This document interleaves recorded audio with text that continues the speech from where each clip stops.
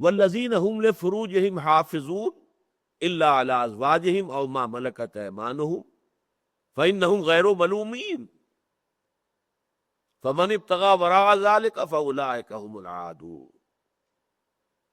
اب یہ ہے سیکس ڈسپلن۔ تعمیر سیرت کے لیے یہ سیکس ڈسپلن بھی انتہائی ضروری ہے۔ یہ تینوں آیات جو کہ تم دونوں مقامات پر آئی ہے، ایک شوشے کا فرق نہیں۔ اور وہ لوگ کہ جو اپنی شرم گاہوں کی حفاظت کرتے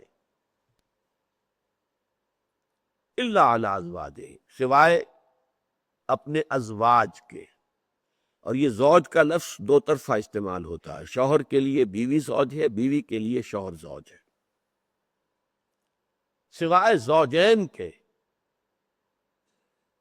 کہ یہ شرم گاہیں جو ہیں ان کا کھلنا یا ان کا استعمال ہونا، الا علی ازواجہم او ما ملکت ایمانہم، مردوں کے لیے ایک اور اضافی ہے جو ان کی ملک یمین ہو، لونڈی۔ یہ لونڈی کا معاملہ چونکہ اس وقت معاشرے میں موجود تھا، قرآن مجید میں تفصیل سے ذکر ہے، فقہ میں تفصیلات درج ہیں۔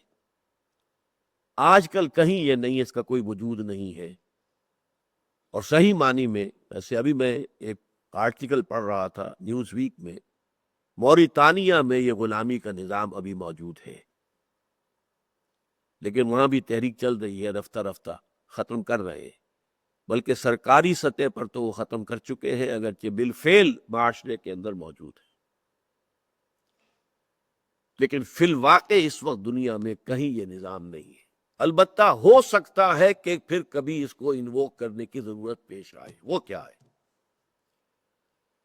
اسلامی جہاد ہو، اسلامی قتال ہو، اسلامی جنگ ہو، اس میں پرزنرز آف وار کے بارے میں یہ سورہ محمد صلی اللہ علیہ وسلم کی آیت نمبر 4 میں اس کا ذکر ہے۔ کیا کیا جائے؟ فرض کیجئے کہ تبادلہ بھی مناسب نہیں ہے، ابھی جنگ جاری ہے، ابھی معاملہ ختم نہیں ہوا ہے۔ وار ایک لمبی شے ہوتی ہے، اور بیٹلز ایک اس کے مارکے ہوتے ہیں۔ بیٹل میں آپ کے ہاتھ میں کچھ آ گئے ہیں، وار تو جاری ہے مسلسل۔ اگر انہیں چھوڑ دیتے ہیں تو کفر کی تقویت کا سامان، وہ پھر جائیں گے، پھر لڑیں گے۔ اسی لیے غزوہ بدر کے بعد حضرت عمر کی رائے یہ تھی کہ جتنے قیدی ہیں ان کو قتل کیا جائے تاکہ کفر کی کمر ٹوٹ جائے، ورنہ یہ دوبارہ جائیں گے، دوبارہ حملہ ہو۔ حضور کی طبیعت پر چونکہ رحمت اور شفقت اور مودت کا غلبہ تھا، اور وہی عکس جو ہے حضرت ابو بکر صدیق میں تھا، ان دونوں کی رائے ہوئی کہ نہیں، ان کو چھوڑ دیا جائے، فدیہ لے لیا جائے۔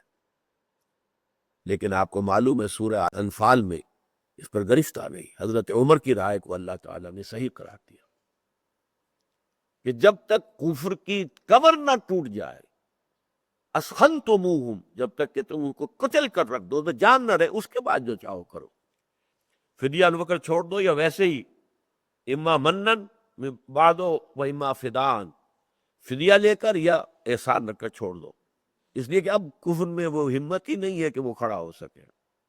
جب تک وہ مقابلہ ابھی جاری ہے اس وقت تک اب ان کا کیا کیا جائے؟ ایک تو یہ کہ کنسنٹریشن کیمپس کے اندر رکھ دیا جائے۔ اسلام نے بہتر یہ حساب دیا ہے، انہیں اسلامی معاشرے کے اندر پھیلا دیا جائے۔ ایک تو یہ کہ مسلم معاشرے میں یہ قریب سے مشاہدہ کر کے ان کے دل کھلیں گے اسلام کے لیے، دیکھیں گے اسلام کیا ہے۔ ابھی جو ایک واقعہ ہوا ہے، ایک برٹش جرنلسٹ جو عورت تھی اور وہ قید میں رہی طالبان کے، اور اس کے بعد آپ کو معلوم ہے وہ جا کر انگلستان میں اسلام لے آئی، کہ میرے ساتھ انہوں نے جو سلوک کیا، مجھے بہن سمجھا ہے، سسٹر کہہ کر پکارا، بہن سمجھا مجھے، کسی کے طرف سے کوئی غلط انڈیسنٹ حرکت نہیں ہوئی ہے۔ اتنا سیکس ڈسپلن جو ہے ان طالبان کے اندر تھا۔ تو یہ اگر دیکھیں گے، مشاہدہ کریں گے، تو ایمان لے آئیں گے۔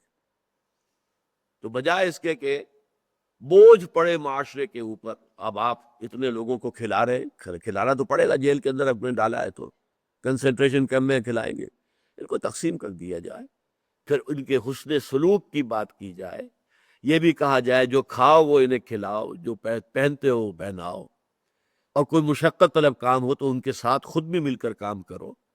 یہ ہے در حقیقت وہ نظام، تاکہ ان کو معاشرے میں جذب کر لیا جائے۔ اور اس کی کوئی ایبولیشن نہیں آئی ہے، قرآن مجید میں کوئی آیت نہیں ہے جس میں یہ بات طے ہو جائے جب آئندہ سے سلیوری ایبولشڈ نو۔